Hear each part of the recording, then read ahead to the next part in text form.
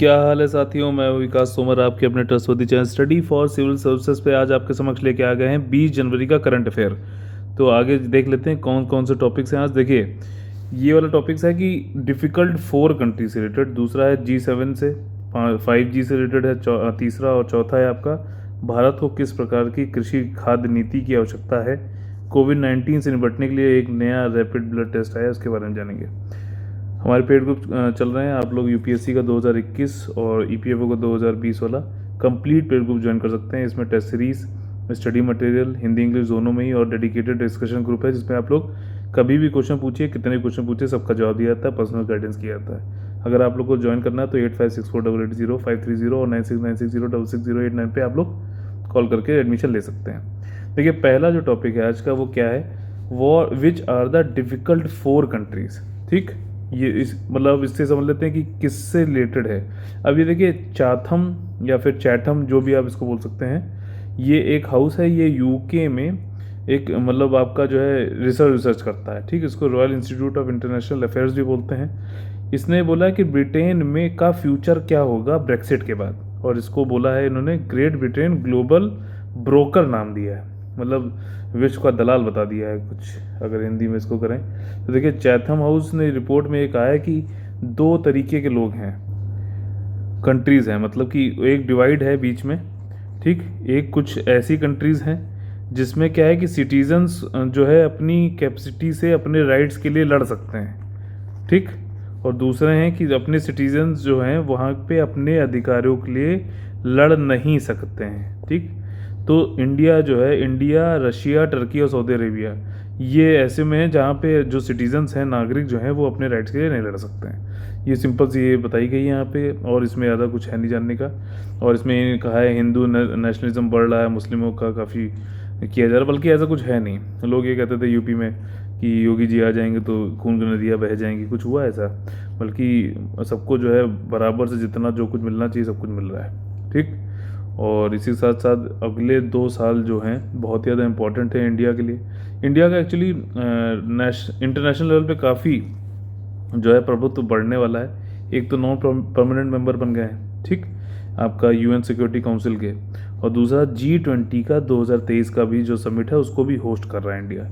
तो इंडिया का काफ़ी मतलब इसको देखना पड़ेगा कि किस तरीके से जो है आगे अपने पूरे विश्व में मल्टीलेटरलिज्म को कैसे ये इसको आगे बढ़ाएंगे। ठीक, ये आपका जो है मैपिंग है फिर से, और इसमें आप लोग ने ज़रूर इसको मैपिंग किया होगा, जिसने नहीं किया आज जरूर कर लें।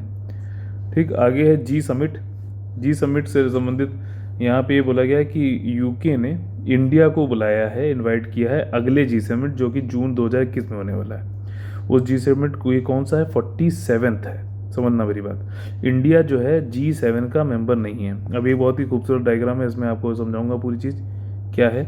ये इंडिया जो जाएगा वो गेस्ट की तरह जाएगा।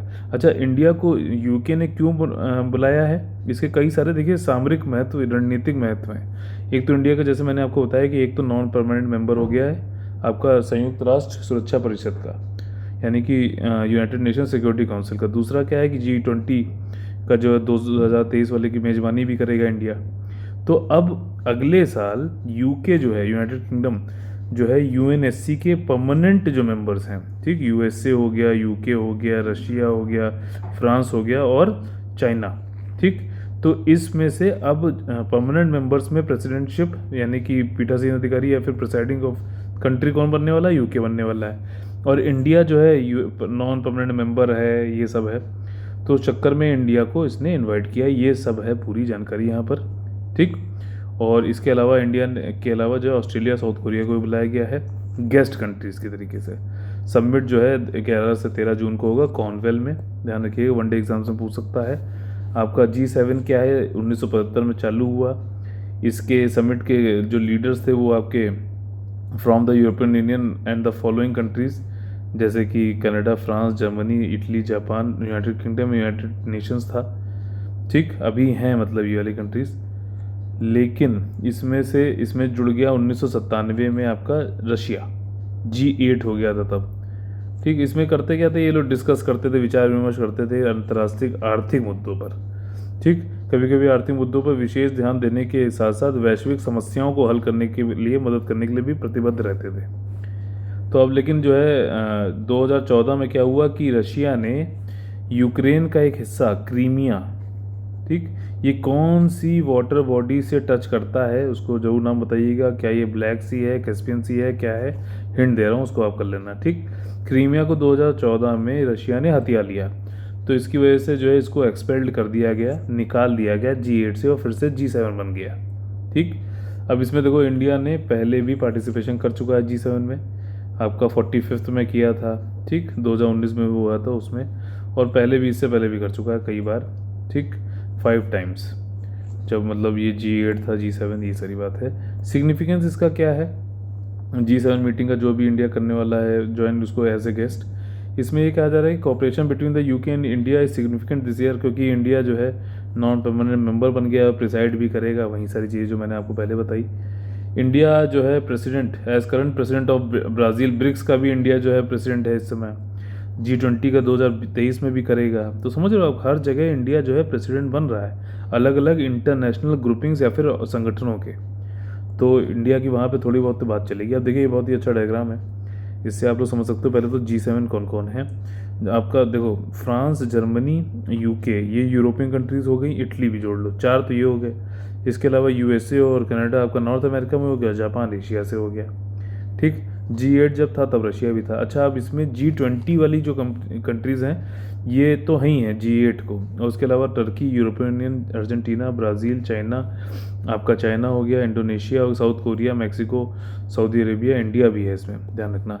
अच्छा, G7 में ना चाइना है, ना यूरोपियन यूनियन है, ना इंडिया है, जो नहीं है मेन कंट्रीज़ उनको जरूर ध्यान रखा करो। अगला जो हमारा टॉपिक है वो है 5G से रिलेटेड।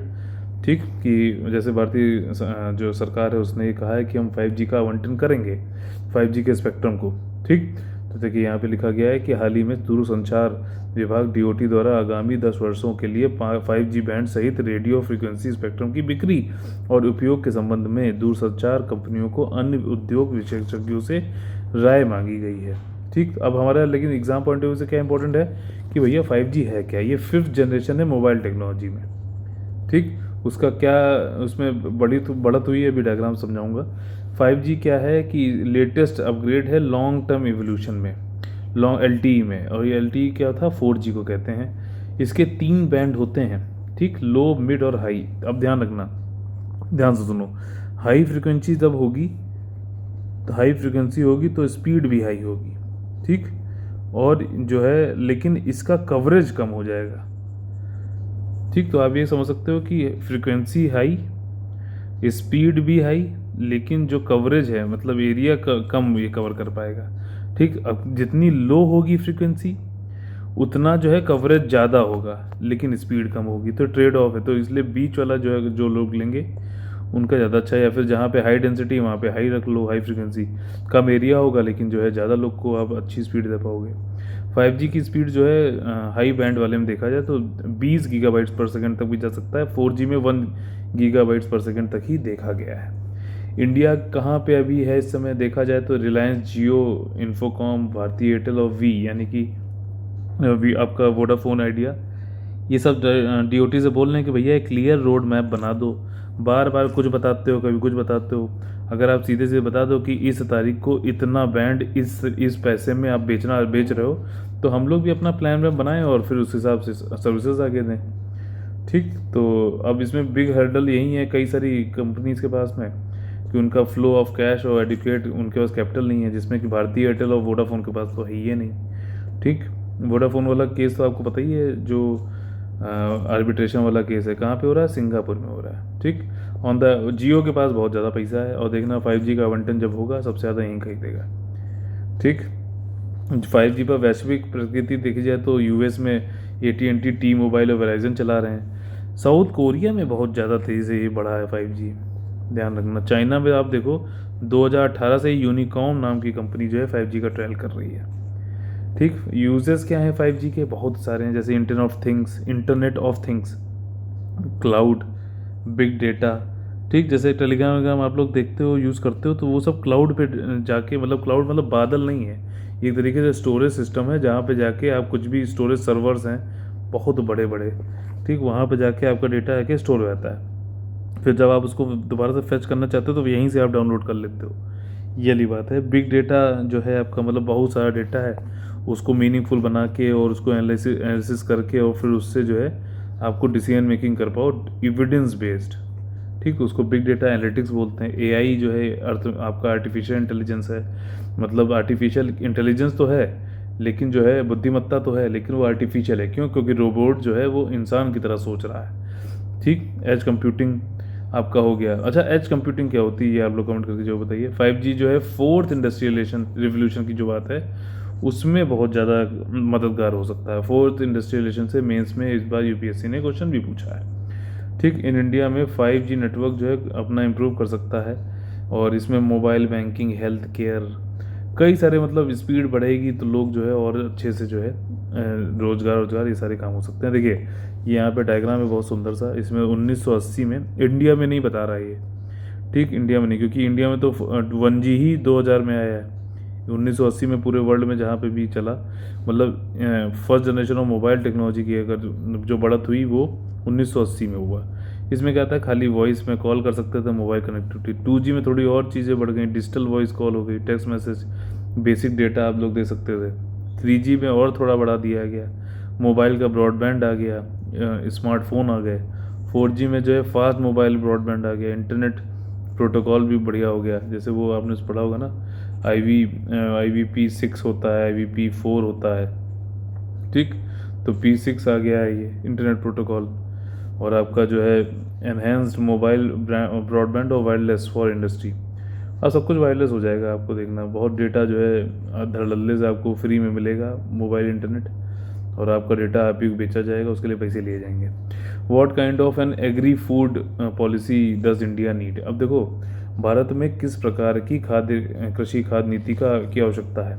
अब जो ये भाई साहब हैं अशोक गुलाटी जी, ये Infosys chair professor for agriculture eight ICRIER हैं, यानी कि इंडियन काउंसिल फॉर रिसर्च और इंटरनेशनल इकोनॉमिक रिलेशंस इसके हैं। इन्होंने वही बातें कही। अच्छा, ये जो है सुप्रीम कोर्ट ने अभी एक कमेटी बनाई है, ठीक, और उस कमेटी को ये कहा गया कि जो फार्मर के बिल हैं 3, उन पे जो है तुम मतलब इस अशोक गुलाटी जी की जो हेडेड बाई अशोक गुलाटी जो कमेटी है उसमें फार्मर्स बैठ जाओ और बाकी जो है सरकार के लोग बैठ जाओ और जो है यहाँ सुलह और सबको निपटा लो, ठीक है।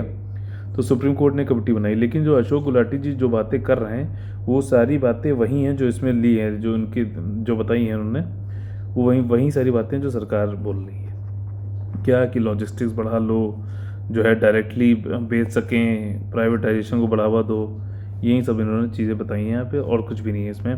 India needs to frame an optimal agri food policy to address both. उन्होंने कहा कि शॉर्ट टर्म चैलेंज जो हैं और लॉन्ग टर्म है, उन दोनों को ही हमें इकट्ठा करना है। इनके हिसाब से, गुलाटी जी के हिसाब से 4 टच स्टोन होने चाहिए, 4 ऐसी कम से कम 4 विशेषताएं होनी चाहिए हम जो भी एग्री फूड पॉलिसी बनाए। उसमें यह है कि कम से कम प्रोड्यूस कर सकें enough food, feed and fibre, मतलब आपका जो है पर्याप्त भोजन, चारा और फाइबर बना सकें ताकि जो है लार्ज पॉपुलेशन के लिए, ठीक। इसके बाद ये है कि इन्वेस्टमेंट हमें should be done in such a manner that not only protects the मतलब हमें एनवायरनमेंट का भी ध्यान देना, वाटर का भी ध्यान देना, एयर का भी ध्यान देना, बायोडाइवर्सिटी का ध्यान देना है, और साथ ही साथ हमें इतना प्रोडक्शन करना है कि ग्लोबल में हम कॉम्पिटिटिव रह सकें। हमारे भी मतलब जो है मान लीजिए हमने शुगर ज़्यादा बनाई तो हम मतलब ऐसा भी हो कि हमें इन्वायरमेंट का ध्यान भी रखा और साथ ही साथ इसका एक्सपोर्ट भी कर सकें। सिंपल सा भी सीधी बात यह है, निर्यात कर सकें, ठीक। It should enable seamless movement of food from fork to fork. मतलब ये है कि आपके फार्म से आपकी मतलब जो लोग कंज्यूमर हैं उनके थाली तक बहुत आराम से मूवमेंट हो सके, लॉजिस्टिक्स में बचे पैसा, सप्लाई चेन सब ये सस्ता हो। कंज्यूमर को भी ये होना चाहिए कि भैया उसको एक तो सुरक्षित और साथ ही साथ न्यूट्रिशियस मतलब पौष्टिक भोजन मिलना चाहिए। ये मतलब 4 इन्होंने आधार बताए हैं जो मेंस के लिए बहुत ज़्यादा इंपॉर्टेंट है। ये कि सुप्रीम कोर्ट ने इस पर डेडिकेटेड क्वेश्चन भी आ सकता है, और या फिर अलग से भी आप इसको पॉइंट जोड़ ले सकते हैं। हम इसको कैसे पा सकते हैं, और वहीं जो गवर्नमेंट ने बोला है वहीं सारी चीज़ें उन्होंने कहती कि इन्वेस्ट करो R&D में, रिसर्च एंड डेवलपमेंट में, और एक्सटेंशन करो फ्रॉम लेबोरेटरीज टू फॉर्म्स। मतलब जो भी साइंटिस्ट करते हैं मतलब आपका लैब में जो भी प्रगति उसको फार्म पे उतारो, ठीक। इसको एग्रीकल्चर एक्सटेंशन भी बोलते हैं। और इरिगेशन फैसिलिटी, और ये इसलिए ऐसे भी कर सकते हो आप कि एमएसपी को हटा दो। देखो इन्होंने एक तरीके से बोला है, this can be done by switching from the highly subsidised input price policy. ठीक, बहुत ज़्यादा पावर पे जो है बिजली फ्री है, जैसे आप पंजाब में देखो वाटर फर्टिलाइज़र कई जगह फ्री चीज़ें चल रही हैं, जैसे यूरिया का फर्टिलाइज़र जो है। बाकी यूरिया में नाइट्रोजन फर्टिलाइज़र के अलावा जो भी फर्टिलाइज़र उन सब पे किस तरीके की जो है सब्सिडी दी जाती है, न्यूट्रिएंट बेस्ड सब्सिडी दी जाती है। इसको अगर मैं बहुत ही आसान भाषा में आपको समझाऊँ तो दूध आप अगर पी रहे हो तो उसमें जो जितना भी आपने बॉर्नविटा मिलाया है, मान लीजिए या फिर हॉर्लिक्स या जो भी आपको पसंद है, तो उस बॉर्नविटा ये आपका न्यूट्रिएंट है इस दूध में। ठीक, तो बॉर्नविटा जितना आपने मिलाया उस हिसाब से आपको सब्सिडी दी जाएगी। समझ में आ गई बात? तो ये न्यूट्रिएंट बेस्ड सब्सिडी अब आपको बिल्कुल आसानी समझ में आ गई होगी। देखिए अब इसमें यही कह रहे हैं कि भैया आपका इन सब के लिए तो आप देते हो एमएसपी एफआरपी जो है आपका फेयर रेम्यूनरेटिव प्राइस, ये किस पे दिया जाता है, ये आपका गन्ने यानी कि शुगर केन पे दिया जाता है, बाकी सब पे एमएसपी। इनकी लिस्ट जरूर देख लेना प्लीज़। ठीक, और एफआरपी में जोड़ दिया जाता है स्टेट एडमिनिस्ट्रेड प्राइस, और तब जो है फिर शुगर केन पे दिया जाता है। तो पॉलिसी फॉर उन्होंने कहा है, देखिए पैडी यानी कि राइस, व्हीट और शुगर केन के लिए इनकम सपोर्ट पॉलिसी होनी चाहिए, मतलब जितना भी इनकम हो रहा है उसके लिए सपोर्ट करो, एमएसपी हटा दो। ठीक है ना, ये एक तरीके से इनडायरेक्टली उन्होंने बोल दिया है। इसलिए आप लोग को अपना विवेक का इस्तेमाल करते हुए देखना चाहिए कि क्या ऐसा तो नहीं है ये लोग बड़े बड़े जो लोग हैं आपको बहला फसला के जो है आपको वही चीज़ जो है दूसरी तरीके से पैकेज करके दे दें और आप उसको रेडली एक्सेप्ट कर लें। तो ध्यान रखिएगा इस चीज़ का। एग्री मार्केटिंग और ट्रांजेक्शन लॉस कॉस्ट जो है वो कम होनी चाहिए। इसके बाद देखिए यहाँ पे एक टेस्ट की बात करी गई, रैपिड ब्लड टेस्ट। ठीक, तो जो कि प्रिडिक्ट कर सकेगा कोविड-19 का डिजीज़ की सेवेरिटी, मतलब जो कोविड-19 रोग की गंभीरता की भविष्यवाणी करने के लिए रैपिड ब्लड टेस्ट बनाया गया है। इसमें सिंपल सी चीज़ ये है कि माइटोकॉन्ड्रिया जो होता है आपका, माइटोकॉन्ड्रिया और माइटोकॉन्ड्रिया डीएनए, अभी इसकी फिगर में दिखाऊंगा तो समझ में आ जाएगा। माइटोकॉन्ड्रिया डीएनए के जरिए आप ये देख सकते हो, इन्होंने ये मतलब रिसर्च करी। ठीक, कहाँ पे, scientist of school of medicine WUSTL यानी वॉशिंगटन यूनिवर्सिटी इन सेंट लुइस। इन्होंने ये कहा कि भैया जो भी लोग मर गए या फिर जिसमें कोविड-19 ज़्यादा था या कोविड से मर गए, उनके अंदर माइटोकॉन्ड्रिया की जो है माइटोकॉन्ड्रिया डीएनए की जो है वो ज़्यादा थी। ठीक, तो इससे हम देख सकते हैं कि हम ये वाला टेस्ट करें और जिसमें ये ज़्यादा पाया जाए तो हम उसी से प्रिडिक्ट करते हुए कई सारी पॉलिसीज़, एक्शन प्लान और जो है इसको रोक भी सकते हैं। ये सब इसमें इन्होंने खाली बताया। ठीक, सिंपल सीधी सी बात ये जनरल एक तरीके का था, GCI इनसाइट उसमें डाला गया था। और इसमें यह है कि paper showing that A relatively simple और रैपिड ब्लड टेस्ट है, एक ही दिन में आपको मिल भी जाएगा। ये चीज़ें इसमें सिवियरिटी मतलब कितनी गंभीरता है ये जान सकेंगे। माइटोकॉन्ड्रियल डीएनए के लेवल जो थे काफ़ी ज़्यादा पाए गए, जो डीएनए ये कोविड से मर गए और फिर बहुत ही ज़्यादा उनको ICU में रखा गया था, एडमिटेड टू ICU। देखिए यहीं से बोला गया है इंट्यूबेटेड और जो है डाइड, तो 10 फोल्ड हाइयर। इसमें देखा गया कि माइटोकॉन्ड्रियल जो डीएनए थे वो बहुत ज़्यादा थे और इसकी वजह से इनके जो है लंग्स वंग्स में काफ़ी दिक्कत डिसफंक्शन हो गया है और आखिरी में ये लोग मृत हो गए। तो देखिए रिसर्चर ने एक चीज़ यहाँ पे ये भी कही, जो माइटोकॉन्ड्रियल डीएनए वाली चीज़ है ये नहीं देखता कि आपका सेक्स क्या है, कि मतलब कि मेल हो कि फीमेल हो, कि पेशेंट की एज क्या है, कि आप जवान हो कि बूढ़े हो, या फिर आपकी अंडरलाइंग हेल्थ कंडीशन क्या है, मतलब आपको ऐसा तो नहीं कुछ कैंसर है या एड्स है या जो भी है, एड्स मतलब तो उसके बाद जो है ये चीज़ कह रहा है कि यही कि आपका प्रेडिक्ट अच्छे से कर सकते हो, क्लिनिकल ट्रायल इन सब में मदद मिलेगी। आप चुपचाप जो है माइटोकॉन्ड्रियल का टेस्ट करो और उससे बता दो भैया आपको इतना ज़्यादा खतरा है या फिर कम खतरा है, सीधी सी बात है। माइटोकॉन्ड्रियल डीएनए होता क्या है, ये स्मॉल सर्कुलर क्रोमोसोम होता है जो कि माइटोकॉन्ड्रिया में पाया जाता है, या माइटोकॉन्ड्रिया के अंदर पाया जाने वाला सूक्ष्म गोलाकार गुणसूत्र है। बहुत ही बेहतरीन हिंदी है। और देखिए इसमें ये कह रहा है कि human mitochondrial DNA was the first significant part of the human genome. अच्छा, ह्यूमन जीनोम का जब सीक्वेंसिंग करी गई, जैसे आपने देखा होगा ये जो डीएनए का स्ट्रक्चर होता है तो उसकी जो सीक्वेंसिंग करी जाती है। ठीक, अच्छा, डीएनए और आरएनए में एक डिफरेंस होता है थियामिन और यूरेसिल का। यूरेसिल जो होता है आपका आरएनए में होता है, बाकी सब कुछ ATCG होता है ना। तो एडेनिन आपका जो है साइटोसिल और ये ग्वानिन ये सब तो तीनों में ही होते हैं आरएनए, और बस टी की जगह यूरेसिल हो जाता है आरएनए में, ध्यान रखना। ठीक, और आरएनए वाले जो वायरस होते हैं उनमें जल्दी म्यूटेशन हो सकता है। आज ही मैं न्यूज़ में देख रहा था, जर्मनी में एक नया पाया गया है। तो ये तो होते ही रहेंगे, जो आरएनए वाले वायरस होते हैं वो बहुत ज़्यादा म्यूटेट करते हैं। ठीक, इसके बारे में पूरा मैंने बताया है। अब सीक्वेंसिंग जो है, कई सारे पेयर देखे गए। और अब देखिए यहाँ पे ये बता रहा है माइटोकॉन्ड्रिया ये जो है प्रोड्यूस करता है सेलुलर एनर्जी, बल्कि इसको तो माइटोकॉन्ड्रिया जो है सेल की मतलब एनर्जी का जनरेटर ही बोला जाता है। और जो सेलुलर एनर्जी बनाता है वो किस फॉर्म में होती है, एडिनोसिन ट्राइफॉस्फेट की उसमें। ठीक, hence they are called power house of the cell. अगर कभी क्वेश्चन पूछ ले power of the house of the cell क्या है, तो माइटोकॉन्ड्रिया है। ठीक, अब समझ लीजिए माइटोकॉन्ड्रिया में जैसे ये कैसे डिवाइड बाय द फिजन, मतलब जैसे एक बड़ा था तो ये टूट के दो अलग अलग हो गए। ठीक, तो फिजन है। फ्यूजन में क्या होता है, दो जुड़ गए तो एक बन गया। अब ये पूरा सेल है। ठीक, और सेल के अंदर ये माइटोकॉन्ड्रिया है। ठीक, ये एनर्जी पैदा कर रहा है, पावर हाउस है ये। और इस माइटोकॉन्ड्रिया के अंदर भी ये जो है माइटोकॉन्ड्रियल डीएनए है, जिसके बारे में हम लोग बात कर रहे थे। इसी तरीके से आज के हम लोग आ गए अपने फेवरेट सेक्शन पे, कॉमन एग आई स्पीसीज पे। अब देखिए पहला क्वेश्चन है वॉल्केनो से मतलब कि आपका ज्वालामुखी से, वो भी सुमेरु का, उससे रिलेटेड ट्रू आपको देखना है। सुमेरु क्या है, ये ग्रेट माउंटेन भी बोला जाता है, और ये हाईएस्ट वॉल्केनो है। कहाँ पे, जावा कहाँ पर है, इंडोनेशिया में, और बहुत ही एक्टिव भी है। ठीक, रिसेंटली समेरो वॉल्केनो इरप्ट हो गया इंडोनेशिया के ईस्ट जावा प्रोविंस में। और जब बाली एक जगह है इंडोनेशिया में, काफ़ी इंडियंस वहाँ रहते हैं। समेरो वॉल्केनो जो थे, और is also the part of the island archipelago form by the subduction of the, अब देखो सबडक्शन क्या होता है, Indo Australian plate under below the Sunda plate. अब देखो सबडक्शन क्या होता है, मान लीजिए कि ये प्लेट है। ठीक, ये प्लेट है आपका, ये दूसरी प्लेट आई और ये देखिए सबडक्ट हो गई, ये नीचे इसमें चली गई। क्यों, जब भी कोलाइड होगा और जो भी डेंसर प्लेट होगी वो हमेशा सबडक्ट होती है। ठीक, इसीलिए में आप लोगों ने पढ़ा होगा, नहीं तो एनसीईआरटी में जरूर पढ़ा होगा वाला कॉन्सेप्ट। तो ये सारे ही स्टेटमेंट सही है। और ये प्रीवियसली यही सुमेरु जो है पहले भी 2019 में भी इरप्ट हुआ था। अभी कई सारे ज्वालामुखी जो हैं वो अभी बिल्कुल ज्वलंत हो गए हैं, विस्फोट हो गए हैं उनमें, जैसे कि मेरापी वॉल्केनो जावा में, सिनाबोंग वॉल्केनो सुमात्रा में। सुमात्रा जो है इंडिया के अंडमान निकोबार के बहुत करीब है।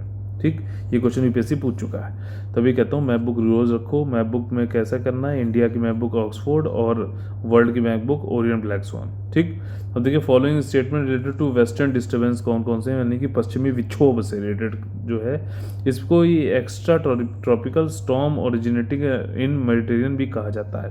पश्चिमी विक्षोभ को भूमध्य सागर में उत्पन्न होने वाले एक बहिरूष्ण उष्ण कटिबंधीय तूफान के रूप में चिन्हित किया जाता है, जो एक निम्न दबाव यानी कि लो प्रेशर का क्षेत्र है और तथा उत्तर पश्चिम भारत में अचानक वर्षा, बर्फबारी और कोहरे के लिए जिम्मेदार है। पहला स्टेटमेंट एकदम सही है। ठीक, दूसरा स्टेटमेंट ये है कि ये डिस्टर्बेंस ट्रेवल करता है आपका वेस्टर्न टू ईस्टर्न डायरेक्शन, मतलब ऐसे चलता है, ये वेस्ट है, ये ईस्ट है, ये नॉर्थ हुआ, ये साउथ हुआ। ठीक, तो मेडिटेरियन चला और वेस्ट टू ईस्ट चलता है। अच्छा, ये चलता कैसे, जेट स्ट्रीम। अपर एयर जो है कि जो विंड्स हैं वो इसको लेके आती हैं वेस्टर्न डिस्टर्बेंस को। ठीक, लोअर एयर विंड्स नहीं लाती हैं, ध्यान रखना।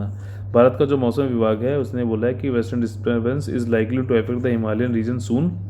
The disturbance will result in fairly wide spread light to moderate snowfall and rainfall in plain of Jammu. मतलब हिमालय में बहुत ज़्यादा स्नोफॉल ये सब होने वाला है, इसमें भी सारे स्टेटमेंट सही है। तो इस तरीके से आज का हमारा जो है ये एपिसोड खत्म होता है। और बहुत ही ज़्यादा आप लोग को अगर अच्छा लगा हो तो आप लोग लाइक सब्सक्राइब जरूर करिए। और अगर आप लोग मेरे साथ इसी तरीके से पेड ग्रुप में डायरेक्ट पर्सनल गाइडेंस चाहते हैं तो आप लोग यूपीएससी का पेड ग्रुप और ईपीएफओ का पेड ग्रुप जो चल रहे हैं, test series study material bilingual में, और डेडिकेटेड डिस्कशन ग्रुप जिसमें कि कंटिन्यूस हैंड होल्डिंग एक्सरसाइज होती है, उसको आप लोग ज्वाइन कर सकते हैं। आप लोगों को कॉल करना है 8564880530 9696066089 पे कॉल करके एडमिशन ले सकते हैं। जय हिंद, जय Bharat, all the very best है।